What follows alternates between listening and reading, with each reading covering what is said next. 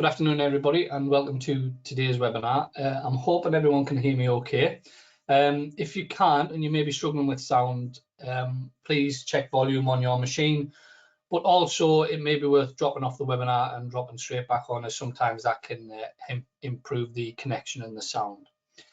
Today's webinar, we're going to look at the level 3 qualifications now, and this webinar is done in line with the CPD events that will follow, and we're in contact with your construction heads about that. It's a similar format to what we did last year with the progression and the foundation CPD events, but we thought we'd do the generic content over a webinar, and that's what we're going to cover today. Myself and my colleague Ian Roberts are on today, and we're going to go through the slides, and then hopefully we will have time for some Q&A at the end of the session. Any questions that we don't get answered when the webinar is finished, we will follow up with a Q&A deck. So moving on, what we're going to cover today, I'll introduce you to the team, and then we're going to look at the apprenticeship frameworks and just give an overview on that. Then we're going to actually look into the qualification framework, following on to that, the rules of combination and units, and then looking at the assessment in line with the employee confirmation guide, and what support is out there. And as I mentioned previously, we'll hopefully have some time for Q&A. So on the call today, you've got my good self, Jason Howe. I am a technical advisor at City and Guilds for Construction, and I'm also joined by my colleague Ian Roberts, who is also a technical advisor at City and Guilds for Construction. Usually in attendance, but unfortunately not today, we usually have our colleagues David Pye, who's a technical advisor for building services, and Harrod Lloyd-Bynon, who is a policy stakeholder and partnerships manager for nations here at City and Guilds. But unfortunately, neither David nor Harrod were available today. With regards to the apprenticeship framework, obviously there's been some key changes in Wales over the past sort of 12 to 18 months. The new apprenticeship framework for construction has included within it 2 qualifications. We have the level 2 core qualification, and that's only done if required, and we'll talk a little bit more about that later. And you have the level 3 qualification, and that's in whichever discipline trade that the learner is undertaking their apprenticeship in. Then you have the essential skills for Wales, and you have the addition of the level 2 digital skills for construction. With regard to the level 2 digital skills for construction, during the CPD events that we do face-to-face, we will have our colleague David, who will be joining us. David is the technical advisor for digital skills, and he will showcase that qualification and offer any support and guidance that may be needed. And that is when we do the CPD events face-to-face within your centres. So please look out for those. So what we're going to focus on today is the level 3. The core qualification, as we know, is the same as the foundation, except it is one trade. So we didn't feel that we needed to focus on that. So for the purpose of this webinar today, we're going to look at the level 3s. So within the qualification, the level 3, it sits in a multitude of trade areas: dry line and roofing, roof slate and tiling, civil ops, plant ops, bricklaying, carpentry and joinery, timber frame, paint and decorating, wall and floor tiling, and solid plastering. So those are the trade areas that fall under this level 3 qualifications and within the apprenticeship framework. Within the rules of combination, to achieve the core qualification, the learners have to undertake 6 common core units. Now this is for the core qualification, not the level 3. 6 common core units and 1 trade specific unit. So for an example on the screen there is site carpentry. So that is for the core qualification. These are the common core units that you'll find within the core qualification. And these are all contained within the qualification handbook with all of the assessment criteria and the learning outcomes for you. Then you have the trade units within that. So for this is for the level 3 now. So if you take, for example, architectural joinery, you've got 6 common core units, and then you have 8 trade units. All forms of assessment will accumulate to 107 hours, giving you a total GLH. So this is for the level 3. Now we are going to move into assessment. Yes, thank you, Jason. Sorry, Ines. No problem. Thank you, Jason, and welcome, ladies and gentlemen. And I would like to commence by going through the summary of assessments as Jason's mentioned. But before I begin, my apologies if you hear any background noise, as unfortunately I am working from home today. You will notice as we are going through the presentation that a number of the slides you will have seen previously, and we have retained these slides to help reinforce your knowledge and understanding as we move forward. So I'm going to commence by providing an overview of the sequence of assessment that is recommended. This flow diagram shows sections in light blue, and these are assessments conducted within a centre. And as you can see, this is carried out over the ongoing programme, training, learning and development, and will cover the completion of tests 1 and 2 knowledge assessments. The sections in dark blue highlights what is carried out while the learner is continuing their ongoing workplace training, learning and development. This does include the completion of the practical project assessment and completion of the documented evidence contributing to the requirements of the employer confirmation guide. Then finally in red is the professional discussion, and this will be conducted virtually by an occupational competent external assessor from a member of the awarding organisation. Next slide, please. Here we have a brief recap on the 3 assessment methods which highlights the 3 assessments. First one, the on-screen assessment, which is multiple choice questions, is externally set and externally marked and has an overall weighting of 20%. You will see that this will include test 1 and test 2. The practical project, covering the trade area that they are working towards, this is carried out within industry, set in agreement with the employer and assessed by the assessor employed by the training provider. This will then be externally quality assured and has an overall weighting of 60%. Excuse me. The professional discussion is one externally set and externally marked by a trade-specific member of the awarding organisation and will have an overall weighting of 20%. We will be going through each method of assessment in the up and coming slides. But before we move on, I would like just to reinforce the assessment pack detailing the requirements of the assessments. If you haven't already done so, it can be downloaded from the Skills for Wales website. Next slide, please. Within this slide, I would now like to provide a recap of each method of assessment. The on-screen assessment, which is now live, contains 2 tests, test 1 and test 2, and can be taken at any stage in the assessment process.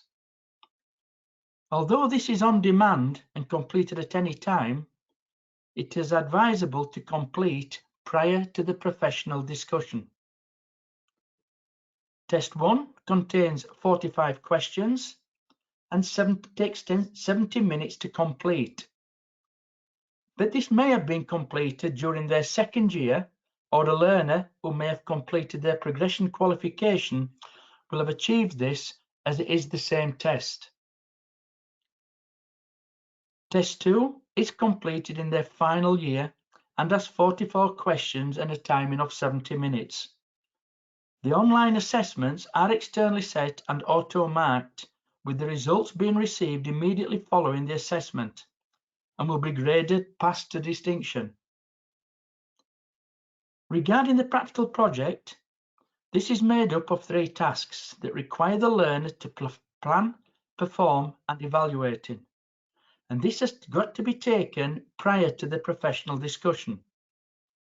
The project is carried out in the realistic working environment, and the learner and the employer can select from a number of tasks that are outlined within the assessment pack and cannot exceed any more than 4 of them work-based tasks. The times allocated for the project will vary depending on the trade area. For example, the solid plastering route will consist of 74 hours. Approximately 12 hours to complete the planning of the tasks, and then 50 hours to complete the practical tasks set in agreement, as we've mentioned, with the employer and with the support of the learning provider. And then approximately 12 hours to complete their evaluation of the work-based tasks. And that the learner will work with the employer and learning provider to identify, they can discuss and agree of no more than the 4 work-based tasks that's mentioned previously. The professional discussion will be carried out by a member of the awarding organisation who will be occupationally competent. This will be carried out virtual in a one-time sitting. It will last no more than 40 minutes and will be of an overall grade of pass to distinction. The learner during this period will need to demonstrate their knowledge, understanding and performance from the occupational standards relevant to their trade. They will also be required to reflect on the practical project they have completed within their discussion. And as we mentioned earlier, the professional discussion can only take place once the learner has completed their project and the employer confirmation guide, which we'll go through shortly. Next slide, please. As you are all aware, there is no NVQ within the Level 3 qualification.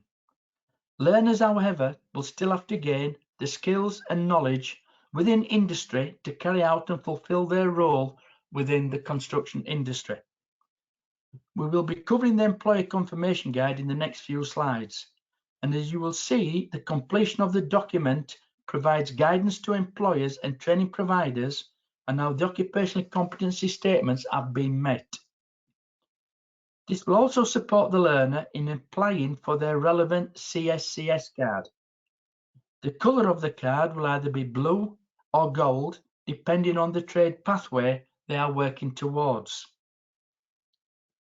The overall qualification will be graded pass, merit and distinction to help differentiate between the achievement between learners.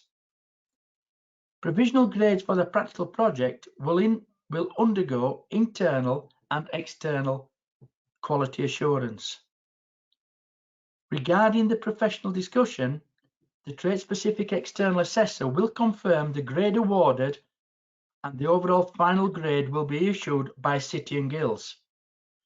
Learners can resit assessments or make a resubmission when a learner fails to achieve a pass grade in any of the assessments. Guidance on the resits, etc., can be found in the assessment pack. Next slide, please. Here we can see assessment exemptions that is located on the Skills for Wales website under the resource section. But I'd like to briefly go through 2 of the exemptions. The first one I'd like to go through is the Learner 1, who's completed the Level 2 Foundation and Progression qualification. Then they will continue their learning and training onto the Level 3 qualification. They will then have exemption from the core and core qualification and the knowledge test number 1. The Learner B, who completes the Legacy Level 2 VRQ diploma, then they will have exemption from the core qualification, but they'll still have to do the tests 1 and test 2, as you can see. No apprentice learner is exempt from completing the employer confirmation guide. Next slide, please. I would now like to touch on the employer confirmation guide. Thank you. As we are all aware, the employer confirmation guide is part of the learner journey, and this will help enhance the relationship between employers, centres and the learner. The learner, as we all know, will spend a considerable amount of their time in the realistic working environment. And the purpose of this confirmation sign-off is to capture the activities and provide stakeholders, including trade bodies, confidence that the learner is occupationally proficient and has covered the full range of the relevant standards that's outlined in the National Occupational Competency Statements that allow the learner to progress to the final part of their assessment process, which is the professional discussion. Although there is no NVQ within the new apprenticeship model, a learner will still provide that range of evidence that allows the centre to check the employer confirmatory sign-off is valid. Upon successful completion of the robust assessment process and the sign-off, a learner will be in a position to attain the relevant skills card. Next slide, please. Here we can see that by working together, employers and centres will provide opportunities that will allow that learner to gain valuable industrial experience and complete the activities outlined within the employer confirmation guide. Whether it be 1, 2 or 3 employers, they will work with the learners throughout their apprenticeship, hence the reasons why we have made provision on the forms A and B for more than one employer to work on the relevant documents. Work-based learning providers / centres will work with employers to guide and support to ensure the occupational competency statement log is being completed correctly. This process is to ensure the learner is prepared for their final assessment. As we all know, this hasn't been a smooth journey, as change is always and sometimes very difficult to accept. And just to reinforce, we have engaged with a considerable number of stakeholders, including micro businesses, medium to large contractors, and federations, including colleges and private training providers, to develop this relevant document. Next slide, please. Here we can see what the employer confirmation guide looks like.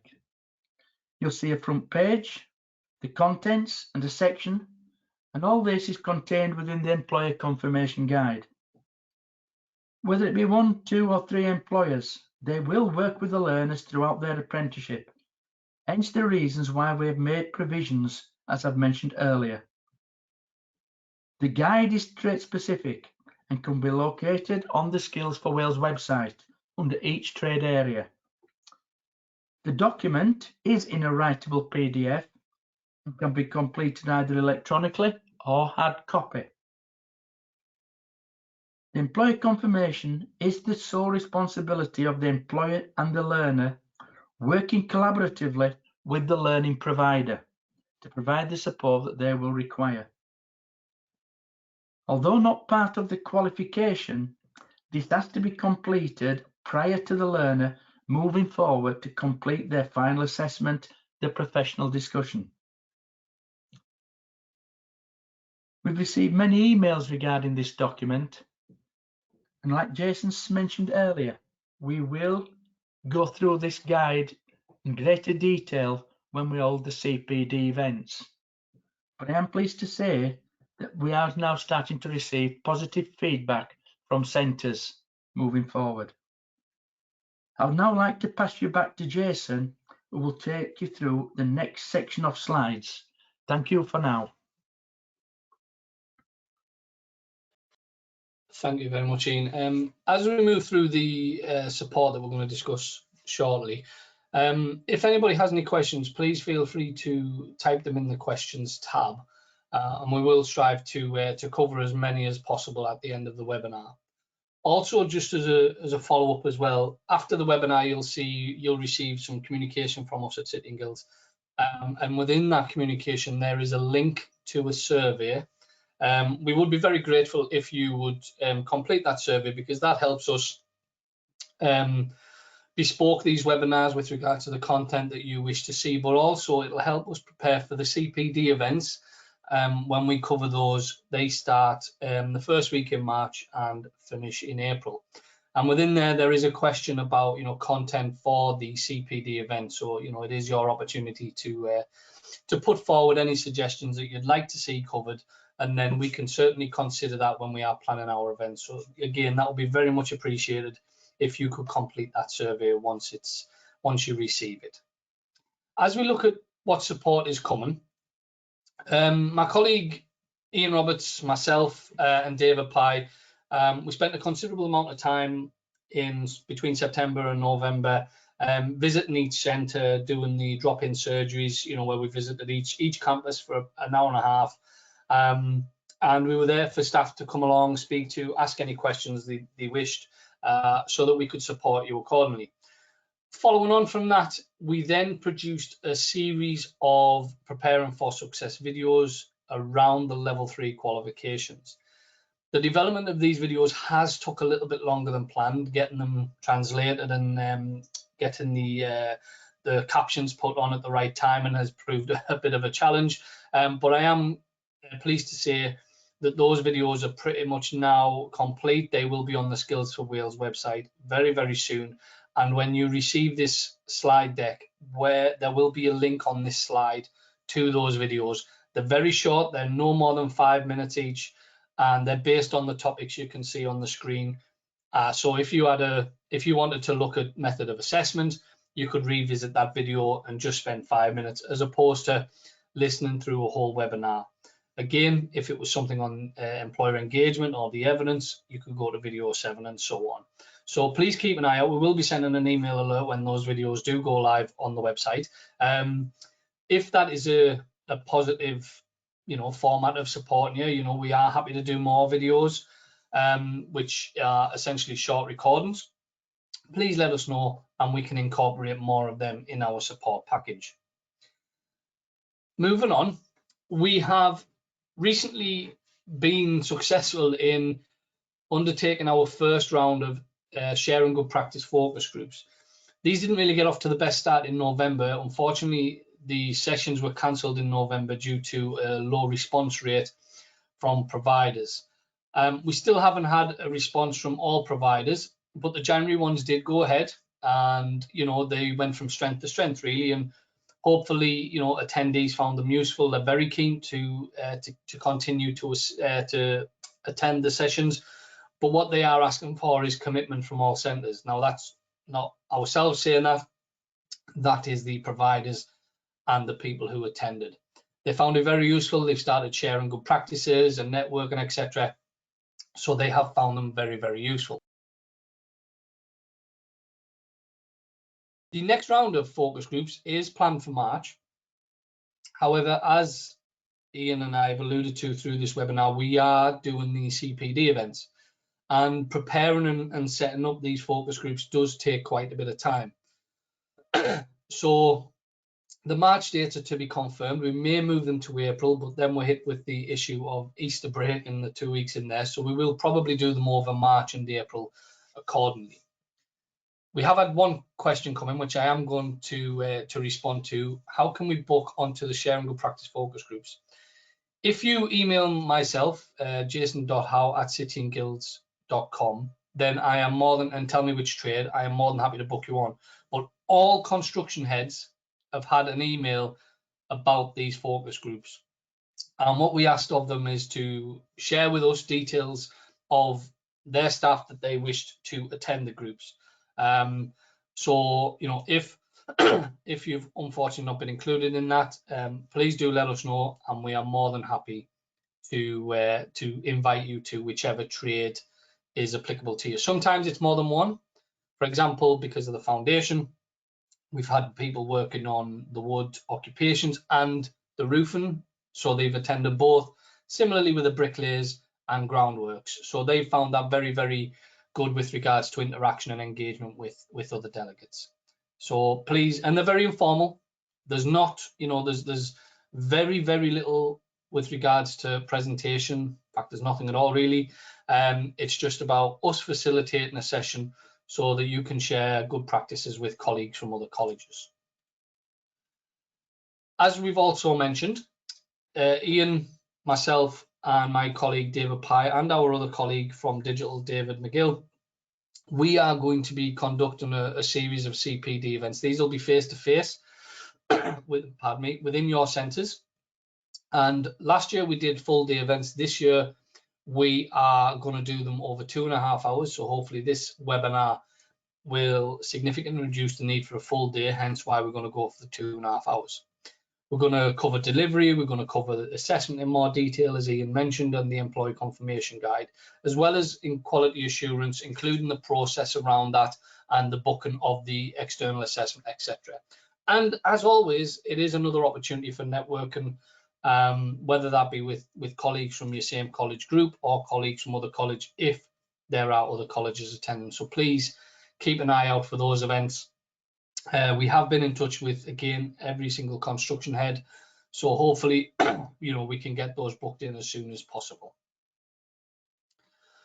Another avenue we've gone down is we have created a Skills for Wales LinkedIn group.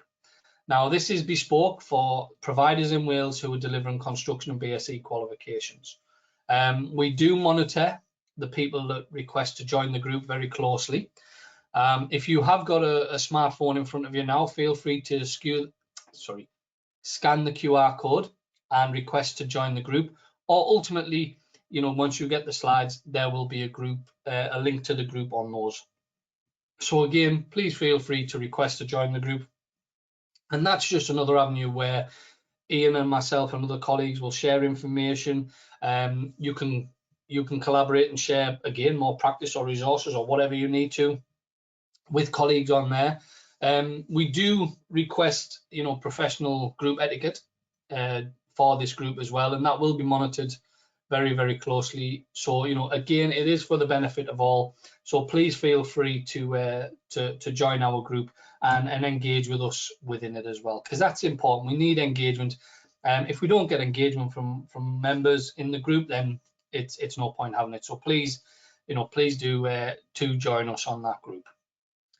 We're now going to pause just for a minute or two whilst to give people opportunity to ask any questions.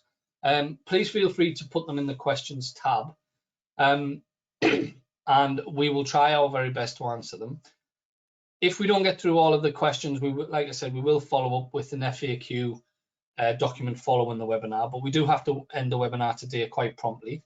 So please, type away your questions if you have any. Contact us directly. We will share another email address on screen shortly where you can also email for support, or if you've got any queries, it's another point of contact for you. And also keep an eye out for us when we're in your centres as well, because we always are keen to get to know, the people behind the names on a screen and stuff, and have that human interaction once again, and build relationships and network ourselves with providers and with individuals in the centres that we support. So hopefully you've found the webinar useful. Some of it was a little bit of a recap. We appreciate that, but there was some important information in there and some good prompts, which will hopefully lead into our level 3 CPD.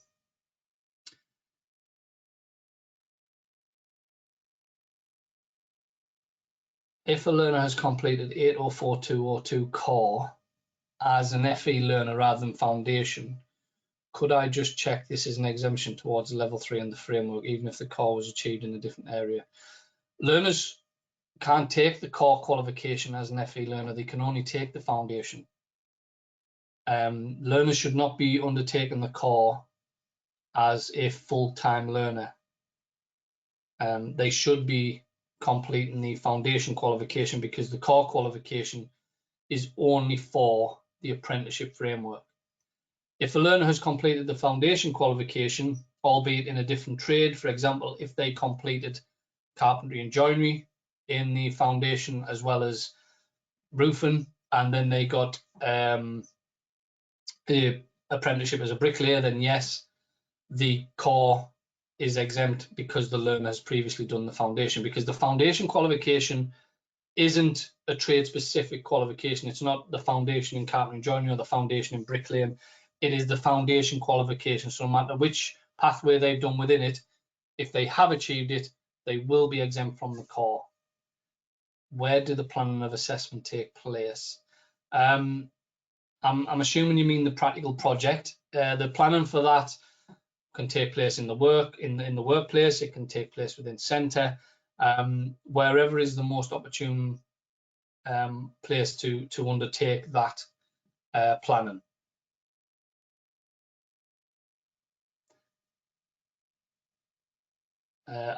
There's another question coming. If they complete the foundation carpentry but move to bricklayer, wouldn't they need to complete the core?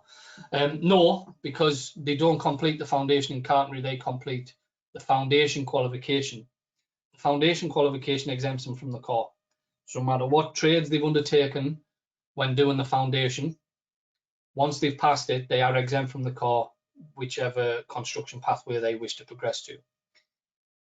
I'm not referring to BSE in this context, and I can't comment on BSE. I'm not very close to that apprenticeship framework, but I will share with you an email address, or please feel free to get in touch with colleagues at EAL if you have any further questions on the BSE.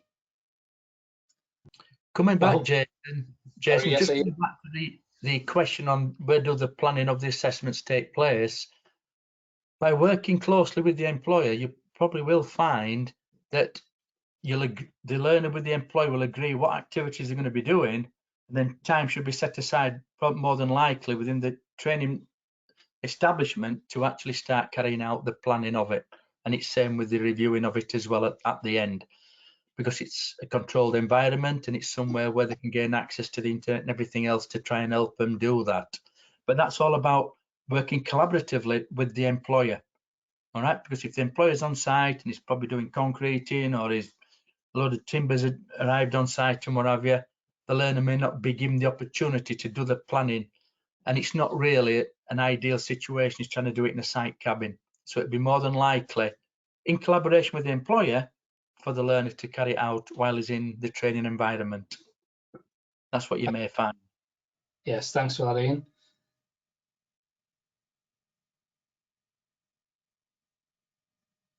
We just had another question come in, but before we go on to that, as I mentioned previously, you will get a survey link to this webinar, and your feedback really is important. You know, this isn't just about ticking boxes for us. You know, we do take the feedback very seriously. We report on that feedback as well, but more importantly in that, it's not about reporting back to the powers that be. It's about making sure that the support we put in place and the content of our webinars and events is meeting what you guys need. So please do feel free to feed that back to us. It is really, really important, and it is greatly appreciated as well. So please keep a lookout for the email following on from the webinar. This is the email address I was going to share with you. I know we've had a question come in. I'm going to get to that shortly. If you do have any other queries following today's webinar and you don't happen to have Ian's email address, please feel free to email skillsforwales.customer@cityandguilds.com, and that comes straight into our customer service team, and more than likely they'll designate it to Ian and I to respond. So you will get obviously that email address following today's webinar, so please feel free to get in touch. What would the protocol? So we've had another question. Sorry, what would the protocol? Yeah. What would be the protocol if the assessor feels the employer confirmation guide is not valid, i.e. the employer has signed off a section but the learner does not have those skills? I think, to be honest with you, gentlemen and ladies, this is where you've got to work collaboratively with the employer. And we've got to remember, the employer's not signing him off. He's saying he's proficient at that moment in time. It's the project that does the finalisation of saying he's got the relevant skills, knowledge and understanding to work forward. By working together collaboratively with the employer, this should never happen, to be honest. And I can fully understand where you're coming from, where an assessor turns up on site, is doing the project. Well, that assessor then is actually marking the project when he's actually out there. And if he's not comfortable, the assessor, of what's actually happening, then obviously he'd mark it accordingly. But if it's something that the learner has produced as evidence to say he's proficient and that the employer's back supporting him on that particular evidence, then it's what you would normally do. It'd probably question the learner, first of all, as he's coming in, you know, just to double check with him if you want to go down that avenue, or just talk to the employer by working together. and then hopefully then you can iron that particular area out and move that forward accordingly.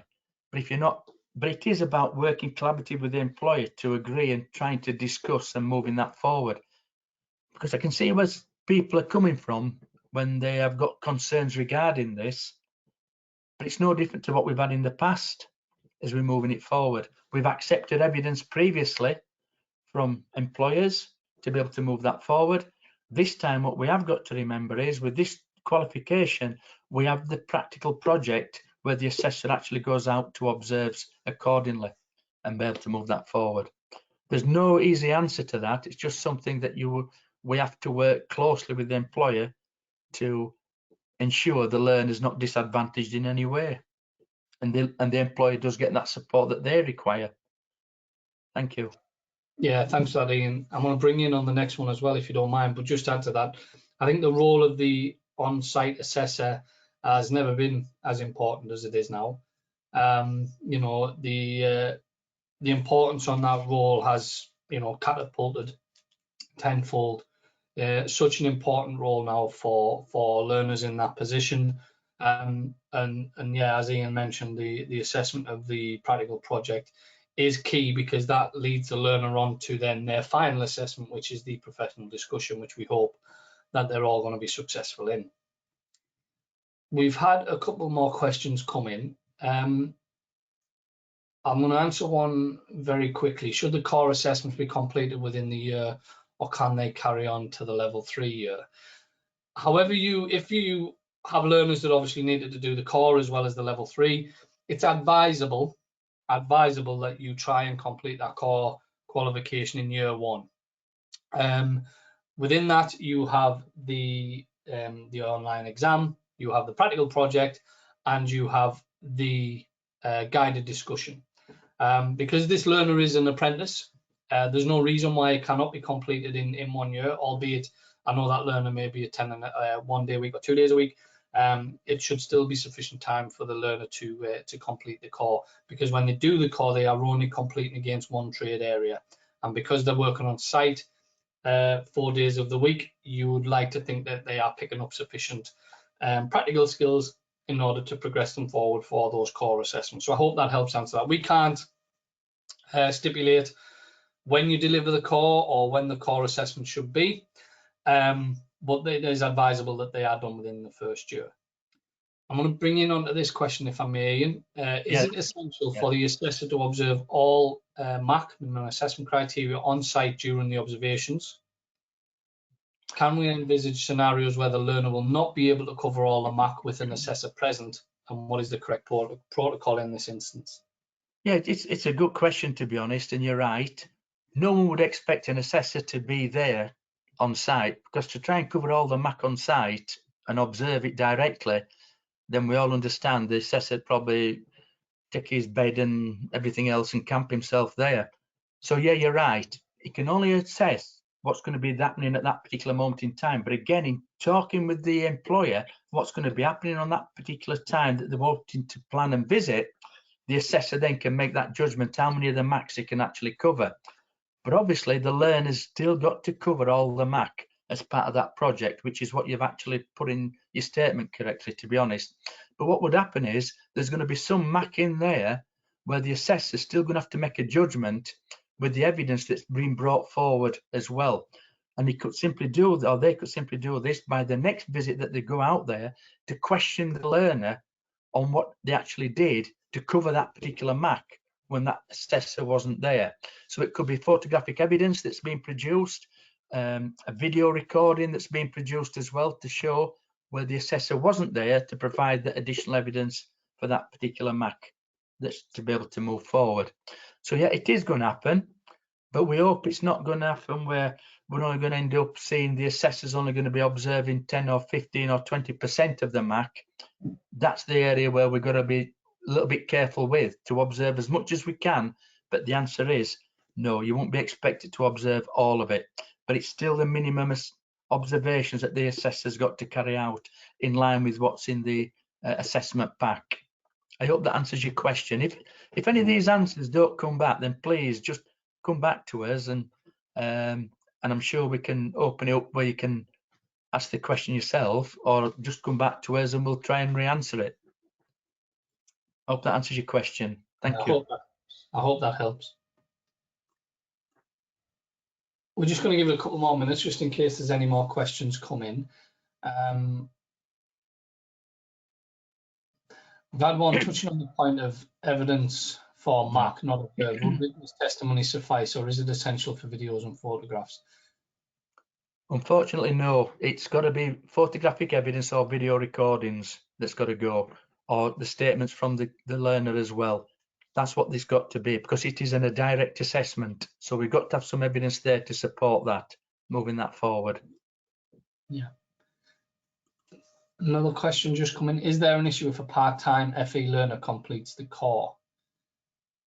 I think on that, they should never be offered the core, really, because, you know, whether they're part-time or full-time, FE learners should be completing the foundation. The core qualification is only for apprentices. It's only part of the apprenticeship framework. Is there an issue? If it's been done, it's been done. There could be funding implications or other implications with regards to your regulatory bodies in Wales, but the core qualification is only for apprentices. I don't know if there's anything else you want to add to that, Ian. Really, it's got to be for people that's in employment. That's what the core qualification's for, people that's employed within the specific industry, all right, that they are employed. It's not for FE learners, as you've rightly said. Yeah.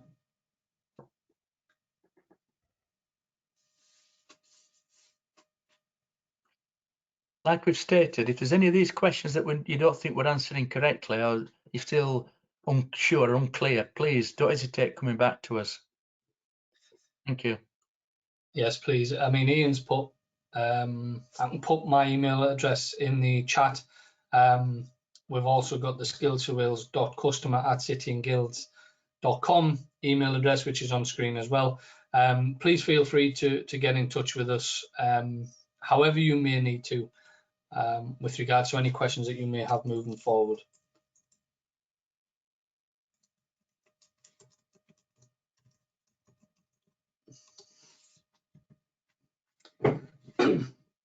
And again, just where can I download today's slides? These will be sent out to you. You don't need to download them. You can download a copy of the recording. Again, you'll receive an email from GoToWebinar with a link to that, so you can watch the recording again if needed. But with regards to the slides, we will send them out in the email that comes out, and not to forget, it will have the survey in there. So please do spend a couple of minutes doing that survey for us. If you don't mind. And again, all of your feedback and comments are so valuable and important to us. Email me, please, for focus groups. My email's in the chat, jason.howe@cityandguilds.com. Any and all people, this is a call for everyone. Anybody and everybody's welcome. Please come along. It's very light-hearted. It's very informal. You know, it's just people getting together, having a chat. Sharing practices, because that's what it says on the title, sharing ideas, sharing experiences, networking. You know, and we've already had it where people have shared some resources with me already. I have put some on the LinkedIn group, so if you're not on it yet, please do join. It's got a video on there from a colleague in I think it's Jeff in Llanryddelow's college, and we've also had some resources kindly sent to us from a colleague at Cambria, and they are going on the Skills for Wales website for everyone to access under the third-party resources section of the website. So please do get in touch with me with regards to the focus groups. And if you have some fantastic resources you want to share, and you know you don't want to wait till the next focus group session, please send them to me, and I will review them accordingly, and we will then upload them onto the Skills for Wales website. The only areas where we do have to be careful is obviously some of the content on the resources. We've just got to be careful of, and also any that's pertaining to assessments we have to be mindful of as well, because learners can access that type of information, so we just need to be mindful of that. But yeah, any teaching resources, because we know change isn't always the easiest thing thing to go through with qualifications. So it's so appreciated that you're happy to support your colleagues in other colleges, and also gain support yourself, because one of the etiquettes we have for these focus groups is only come if you've got stuff to share. This isn't a platform where people can just turn up and take. We expect everybody to contribute equally and commit to the groups, and I think that's a very fair thing to ask. We have run out of time. As I mentioned, we do have to finish the webinar quite promptly today. I'd just like to say diolch to you all for attending. Diolch to my colleague Ian Roberts as well for attending with me today and helping me with today's webinar. And also someone that doesn't get mentioned very often or if at all is the people that help us behind the scenes as well. So very big thank you and diolch to our colleague Mita Kalianji, who supports us with sorting these webinars out, getting them set up and making them look pretty and everything else. So big thank you to Mita and all of our colleagues behind the scenes that support us with these projects. Thank you very much for attending. We hope to see you on the road when we down doing the CPD events. If you need anything, please don't hesitate to get in touch, and we look forward to seeing you all very soon. Very good afternoon, and please stay safe. Yeah, diolch everybody, and thank you.